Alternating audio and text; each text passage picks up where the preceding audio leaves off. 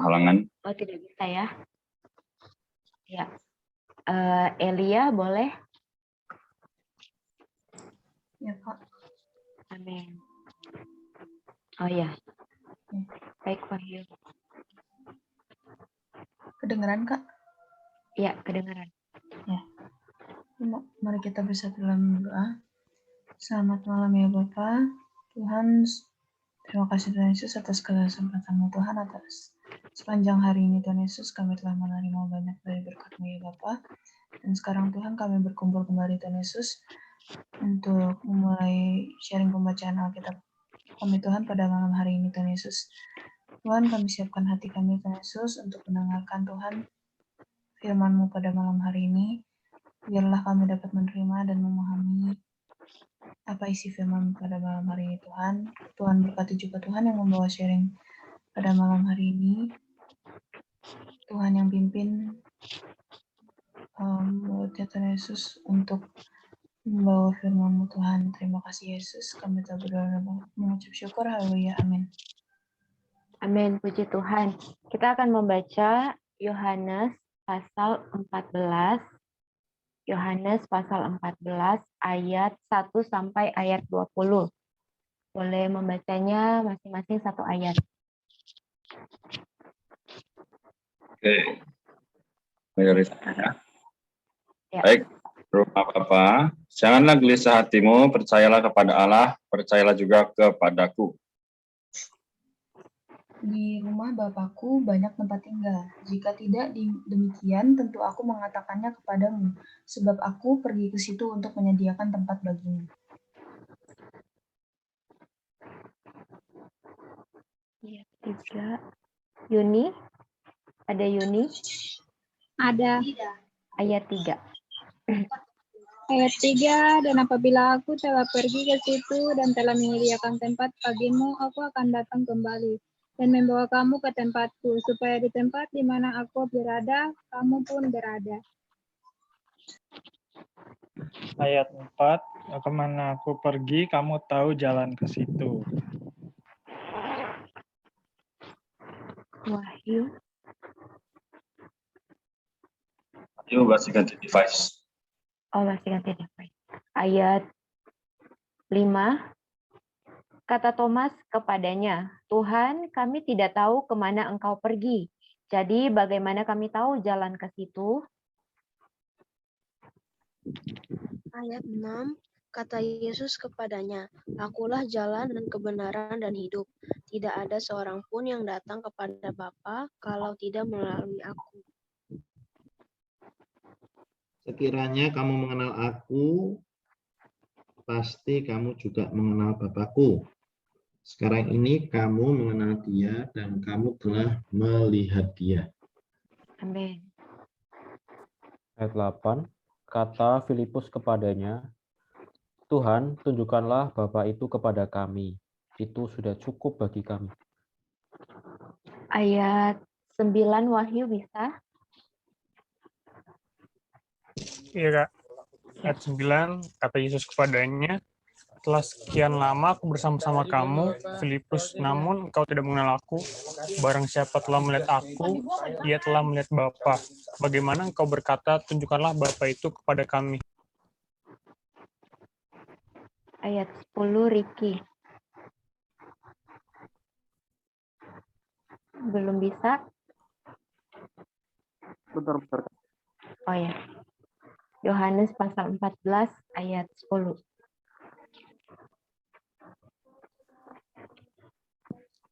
Tidak percayakah engkau bahwa aku di dalam Bapa dan Bapa di dalam aku? Apa yang aku katakan kepadamu, tidak aku katakan dari diriku sendiri. Tapi Bapa yang diam di dalam aku, dialah yang melakukan pekerjaannya. Percayalah kepadaku bahwa aku di dalam Bapa dan Bapa di dalam aku, atau setidak-tidaknya percayalah karena pekerjaan-pekerjaan itu sendiri. Ayat 12, aku berkata kepadamu, sesungguhnya barang siapa percaya kepadaku, ia akan melakukan juga pekerjaan-pekerjaan yang aku lakukan, bahkan pekerjaan-pekerjaan yang lebih besar daripada itu, sebab aku pergi kepada Bapa.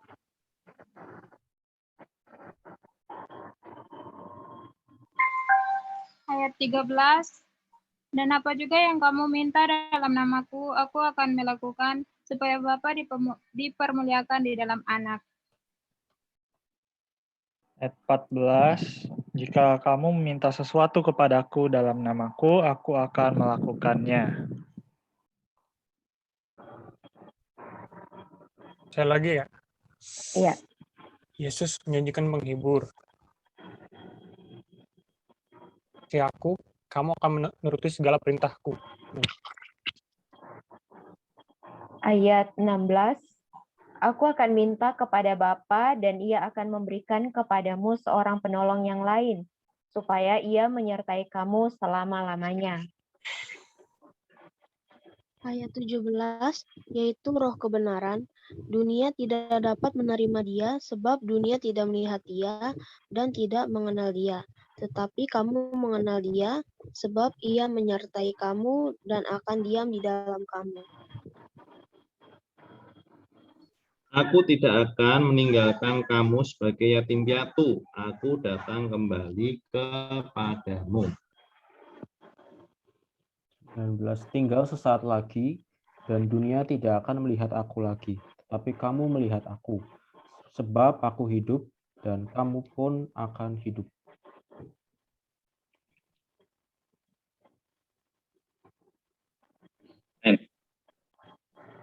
Vicky terakhir. Ayat 20. Pada waktu itulah kamu akan tahu bahwa aku di dalam Bapakku, dan kamu di dalam aku, dan aku di dalam kamu. Amin, puji Tuhan. Teman-teman, porsi kita hari ini sangat bagus sekali ya teman-teman. Di mana kita melihat bahwa dengan kepergian Tuhan adalah untuk mempersiapkan tempat tinggal gitu. Kemarin kita melihat di dalam persekutuan itu membutuhkan ada perkara pembasuhan kaki, kemudian di mana si Tuhan mengajarkan perkara kasih. Pembasuhan kaki di sini teladannya yaitu ada Tuhan Yesus sendiri. Pembasuhan kaki melambangkan bahwa Tuhan Yesus mau merendahkan dirinya untuk menjadi teladan bagi murid-murid. Kemudian di sini setelah itu di dalam persekutuan perlu adanya kasih gitu, perlu adanya saling mengasihi. Lebih lanjut lagi di sini di porsi hari ini pasal 14 ayat 1 sampai 20, di sini Tuhan itu sementara menghibur murid-muridnya karena Tuhan akan pergi. Di ayat 1 saya kita bisa lihat ya teman-teman. Janganlah gelisah hatimu. Percayalah kepada Allah, percayalah juga kepadaku.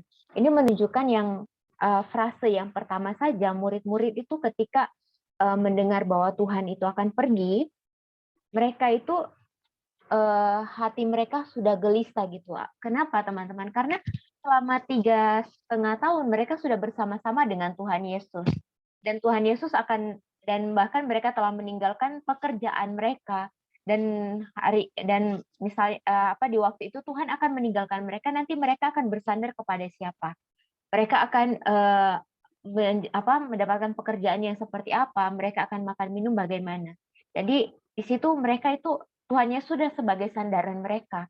Tapi Tuhan berkata bahwa Dia akan pergi. Di sini membuat hati murid-murid ini gelisah hati mereka.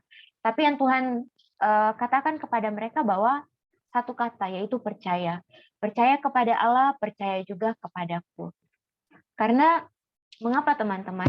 Di ayat 2 ini adalah satu pengharapan sebenarnya bagi murid-murid. Yaitu di rumah Bapakku banyak tempat tinggal. Jika tidak demikian, tentu aku mengatakannya kepadamu, sebab aku pergi ke situ untuk menyediakan tempat bagimu. Artinya tempat yang Tuhan akan sediakan ini, di situ juga adalah tempat tinggal Tuhan, di situ juga adalah tempat murid-murid. Tempat tinggal murid-murid. Tempat yang seperti apa ini akan kita bahas nanti ya teman-teman. Nah, kemudian di sini lebih lanjut kita lihat ya ayat kunci dari poin hari ini gitu. Ada yang bisa dapat? Kita akan membahas bahwa siapa yang menjadi jalan? Siapa yang menjadi jalan dari tempat ini gitu? Ada yang Ayat itu yang 6 bisa jawab? bukan enggak? Amin. Ayat 6. Boleh tolong membacanya? Yohanes 14 ayat 6, kata Yesus kepadanya, Akulah jalan dan kebenaran dan hidup.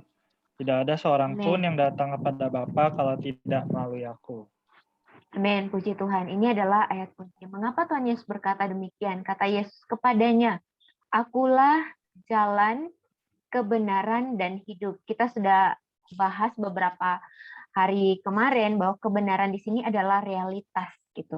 Artinya apa? Kalau kita membahas di atas di ayat-ayat sebelumnya ini adalah tempat, berarti ya realitas dari tempat ini yang menjadi realitas itu menjadi apa? Misalnya kalau kita makan makan roti, realitas dari roti itu adalah Tuhan. Artinya roti yang sejati itu adalah Tuhan gitu. Roti yang ada di tangan kita yang kita makan itu adalah bukan yang sejati.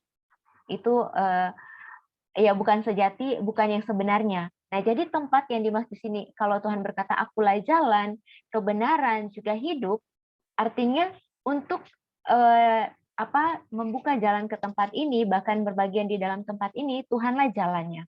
Kemudian kebenaran artinya realitas dari tempat ini adalah Tuhan sendiri dan hidup atau hayat ya yang kita bahas ini. Artinya sebenarnya ini adalah Tuhan sendiri jalannya, karena di sini dia bilang tidak ada seorang pun yang datang kepada Bapa kalau tidak melalui aku. Gitu. Jadi kita, wah ini sesuatu yang ini ya teman-teman, sesuatu yang mungkin satu aspek kalau kita baca untuk topiknya saja rumah Bapa, kita akan berpikir, oh ini adalah perkara surga. Ini adalah perkara ketika orang mati, mereka akan pergi ke tempat ini. Inilah rumah Bapa gitu.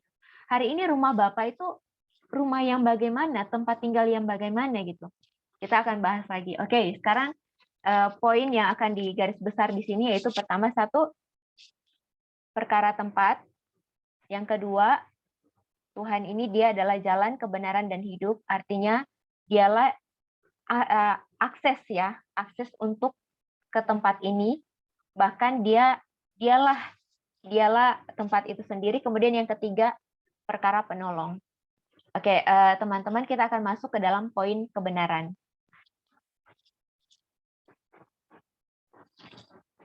Boleh minta tolong Karena atau tadi siapa? Ya. Poin kebenaran untuk malam ini. Ya, kita akan bahas pertama. Pertanyaan nomor 1. Bagaimana Tuhan membuat murid-muridnya menyadari bahwa dirinya dan Allah adalah satu? Kalau ada yang punya Alkitab versi pemulihan, ada catatan kakinya, boleh lihat. Bagaimana Tuhan membuat murid-muridnya menyadari bahwa dirinya dan Allah adalah satu. Berarti cara Tuhan membuat murid-murid itu menyadari bahwa dirinya dan Allah adalah satu. Sherlyn, bisa?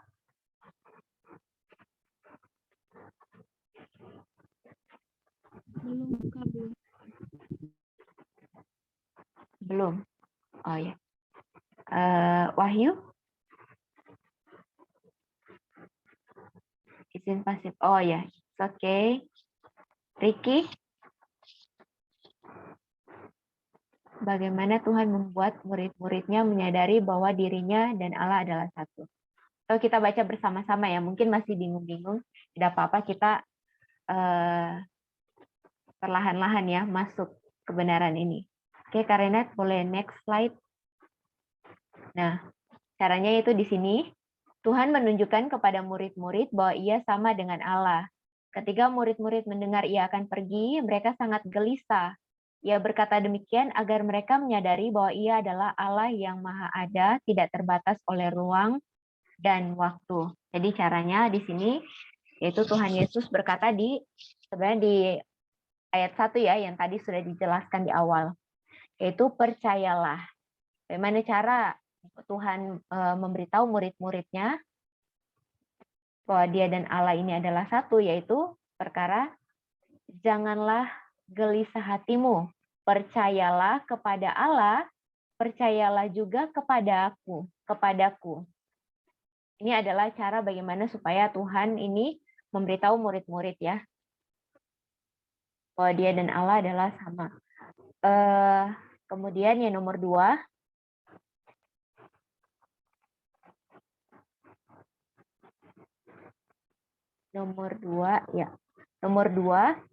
apakah realitas dari rumah Bapa atau bait?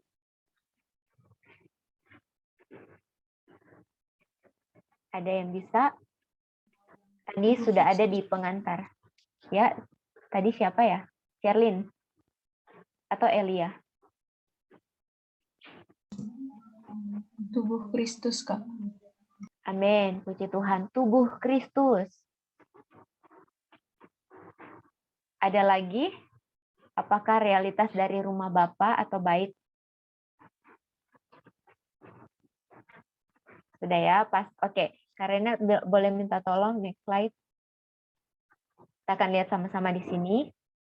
Menurut penjelasan Yohanes 2 ayat 16 dan 21, rumah Bapakku mengacu kepada bait tubuh Kristus sebagai tempat kediaman Allah.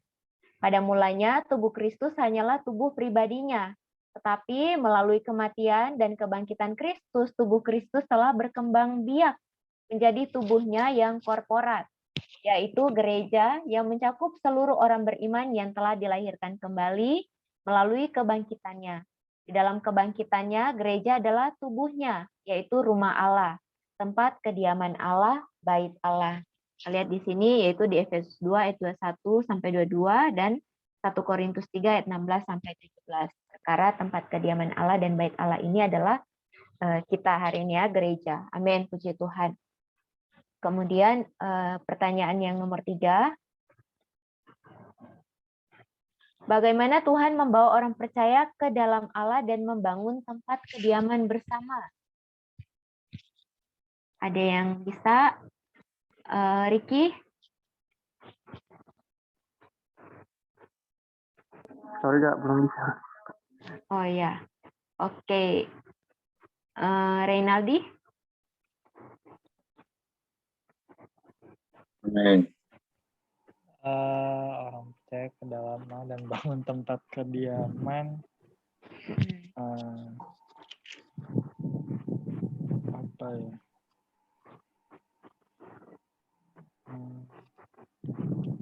Bagaimana Tuhan membawa orang percaya ke dalam Allah dan membangun tempat kediaman bersama?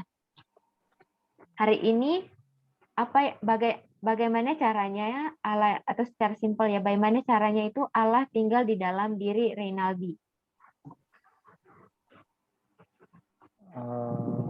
Melalui Kristus. Melalui Kristus, amin.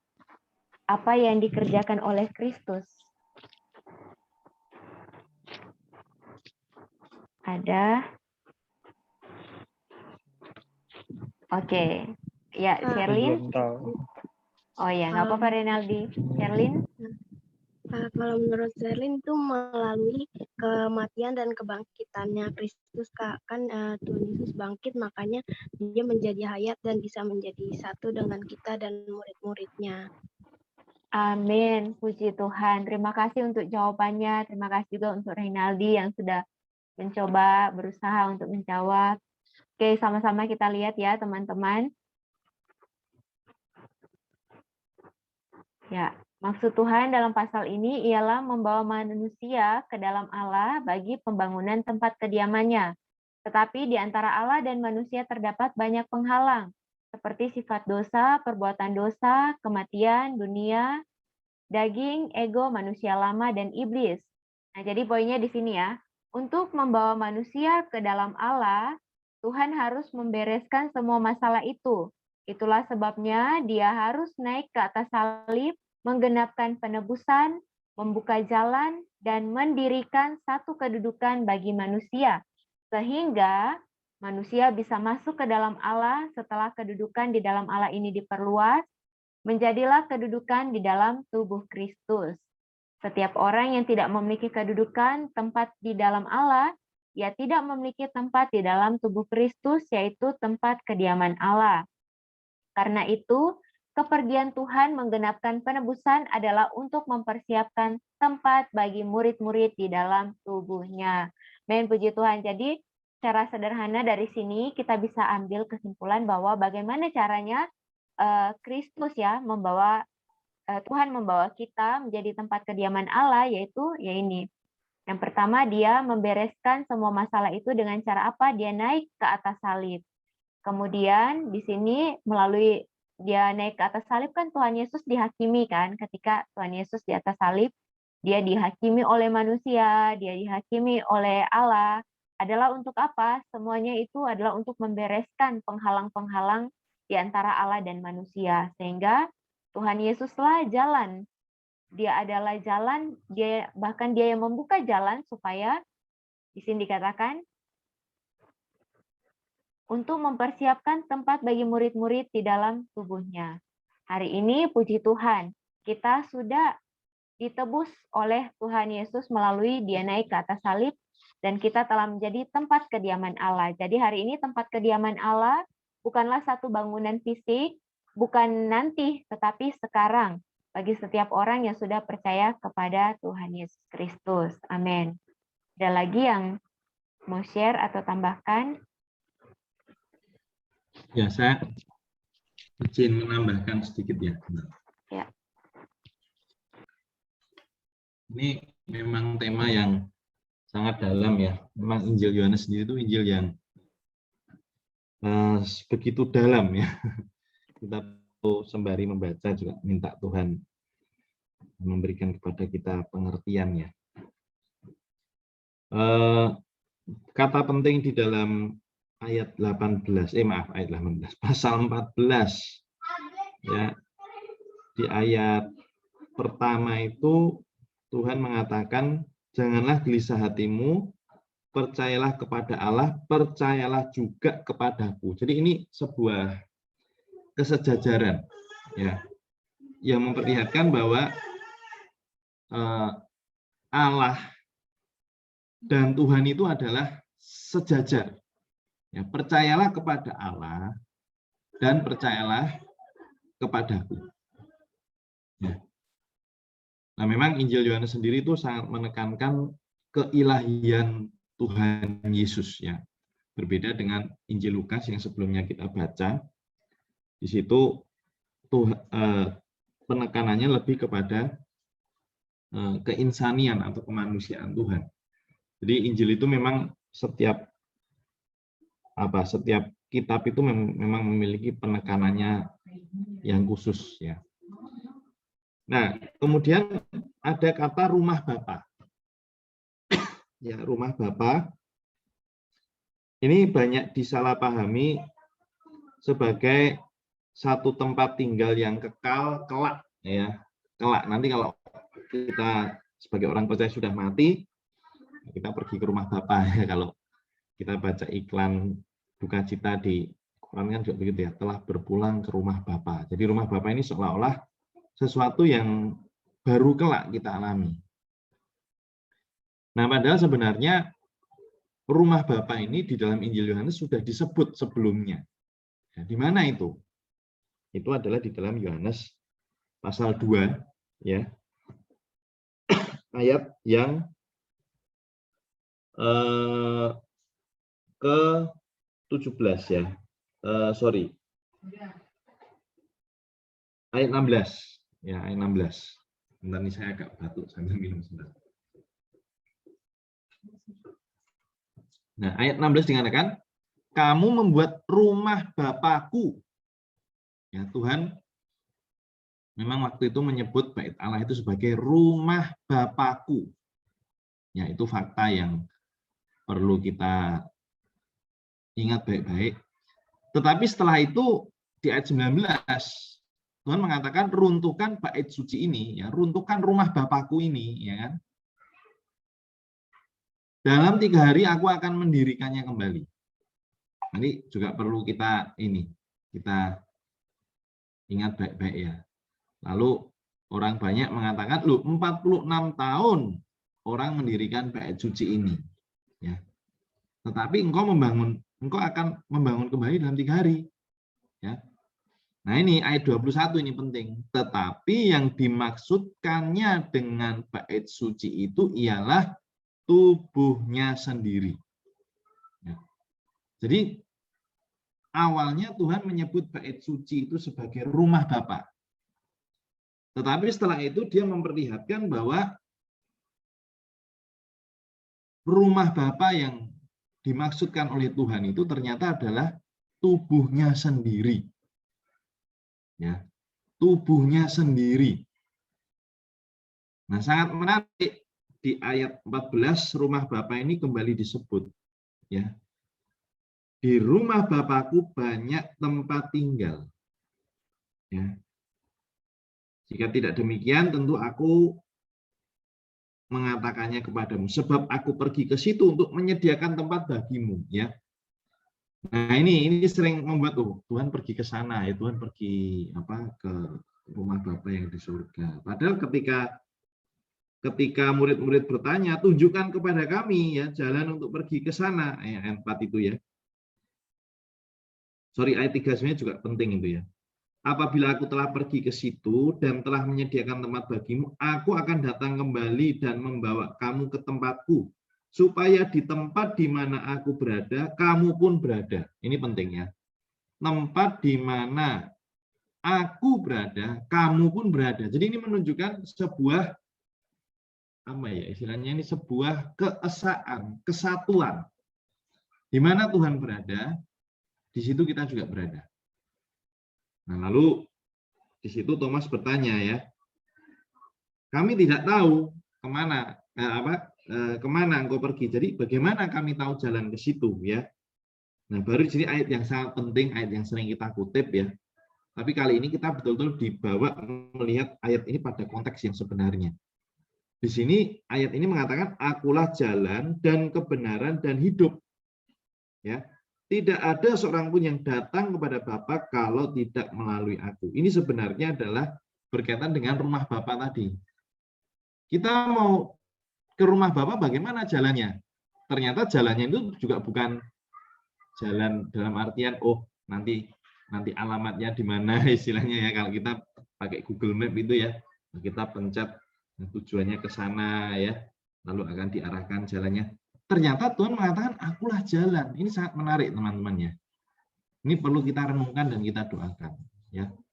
Untuk sampai kepada rumah Bapa yang adalah tubuh Kristus sendiri, jalannya adalah Kristus. Ya. Jalannya adalah Kristus. Lalu pertanyaannya, bagaimana Kristus ini bisa menjadi jalan? Bagaimana kita bisa masuk ke dalam Kristus? Nah, baru tadi pertanyaan ini dijawab ketika kita membaca bagaimana Tuhan mengatakan, aku akan pergi kepada Bapa, ya, ayat mulai ayat 15 itu ya. Jikalau kamu mengasihi aku, kamu akan menuruti segala perintahku, aku akan minta kepada Bapa, dan ia akan memberikan kepadamu seorang penolong yang lain, supaya ia menyertai kamu selama-lamanya, ya, yaitu roh kebenaran. Ya, roh kebenaran. Nah, roh kebenaran ini siapa? Sebenarnya roh kebenaran ini sebenarnya adalah diri Tuhan sendiri yang telah melewati proses mati dan bangkit. Dari mana kita tahu? Tuhan mengatakan, aku tidak akan meninggalkan kamu sebagai yatim piatu. Aku datang kembali kepada kamu.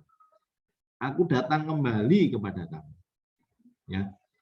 Jadi ketika Tuhan datang, Tuhan ini bukan lagi datang sebagai Tuhan di dalam tubuh daging. Ya, kalau Tuhan sebagai tubuh daging, kita tidak bisa masuk ke dalam Tuhan, ya. Tetapi dia datang sebagai roh kebenaran. Roh ini seperti udara, ya. Dia tidak bisa kita lihat, tapi dia bisa kita rasakan. Dan ya, udara itu kan kita bisa masuk, ya. Ini istilah saja. Kita masuk ke dalam udara juga bisa masuk ke dalam kita. Kita menghirup udara, ya. Ya, udara masuk ke dalam kita. Tapi kita juga berada di dalam udara, ya. Ini kita ada di dalam atmosfer, ya, ada di dalam ya udara di dalam kita juga berada di dalam udara. Kalau di sekeliling kita nggak ada udara, kita ada dalam ruang hampa udara, kita mati gitu. Nah, sama juga demikian dengan Kristus hari ini, sangat ajaib. Dia hari ini adalah roh kebenaran. Kenapa kok disebut roh kebenaran?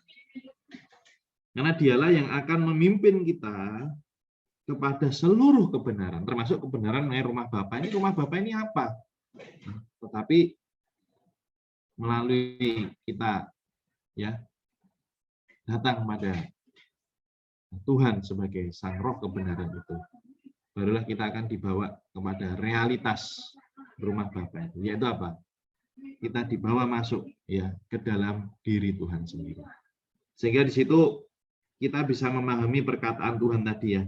Di mana aku berada, ya. Di mana aku berada, ya. Engkau juga akan berada. Tadi ayat 3 tadi ya. Di tempat di mana aku berada, kamu pun berada. Luar biasa, ya. Kemudian juga ada perkataan ya, ayat 11 ya. Bentar, sesungguhnya barang siapa percaya kepadaku, ayat 12 ya. Ayat 11 ya. Percayalah kepadaku bahwa aku di dalam Bapa dan Bapa di dalam aku. Ini juga frase yang menarik nih. Aku di dalam Bapa dan Bapa di dalam aku. Ya. Aku di dalam Bapa dan Bapa di dalam aku. Nah, ini menunjukkan bahwa Tuhan dan Bapa ini adalah saling huni, saling tinggal. Ya, demikian juga dengan kita. Hubungan kita dengan Tuhan juga sama, saling huni, saling tinggal. Karena tadi di mana kita berada, di sana Tuhan juga berada. Di mana Tuhan berada, di situ kita juga berada. Tuhan berada di mana? Tuhan berada di dalam Bapa. Ya, tadi ayat berapa tadi? Ayat 11 tadi ya. Aku di dalam Bapa. Jadi dari sini kita bisa mengatakan Tuhan adalah jalan itu. Jalan kita masuk ke dalam Bapa. Karena itu Tuhan tadi mengatakan, akulah jalan. Tidak ada seorang pun yang dapat datang kepada Bapa kalau tidak melalui aku. Ya, di dalam kebangkitan Tuhan adalah roh kebenaran itu. Ya, dia masuk ke dalam kita. Ya, dia menjadi hidup kekal di dalam kita, dia menjadi hayat di dalam kita. Sehingga kita bisa dibawa masuk ya ke dalam Bapa. Wah, ini kebenaran ini tidak bisa dipahami oleh akal pikiran manusia. Kita cuma bisa mengatakan amin terhadap firman Tuhan. Nanti ketika kita jumpa Tuhan secara berhadapan muka baru, kita akan mendapat penjelasannya lebih penuh.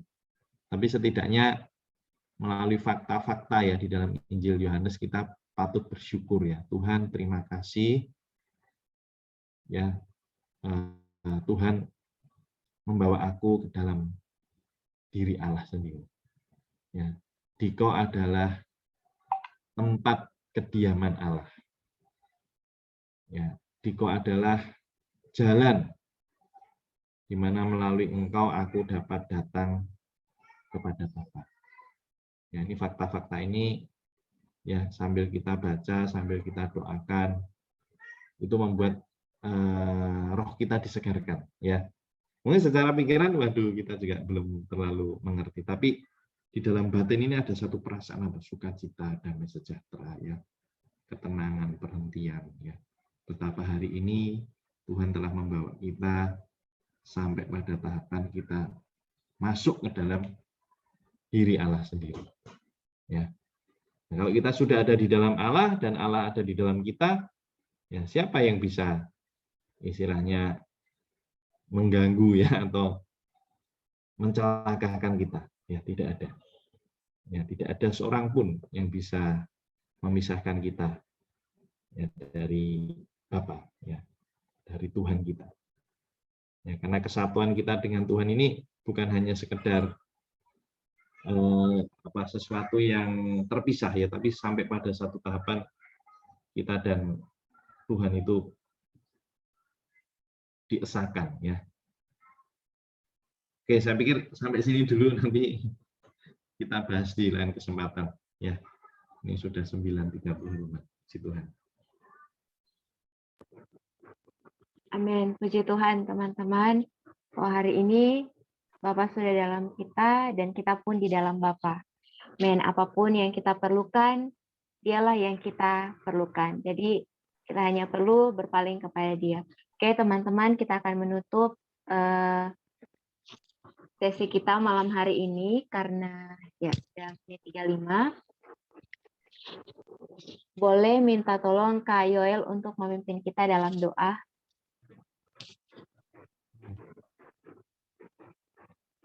Oke teman-teman, kita berdoa ya. Amin.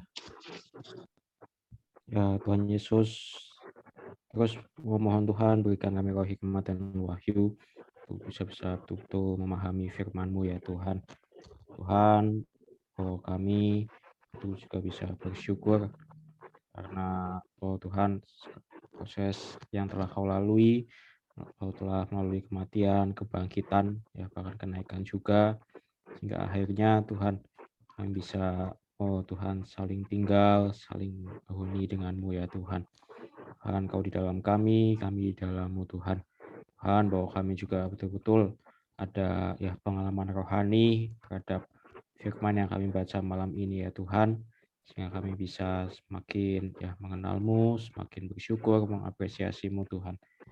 Ya Tuhan, berarti juga ya kegiatan aktivitas kami selanjutnya juga Tuhan, mohon terus pimpin kami juga, terus jaga kesehatan kami semua juga Tuhan. Terima kasih Tuhan. Amin. Amin, puji Tuhan. Ya, sesi selanjutnya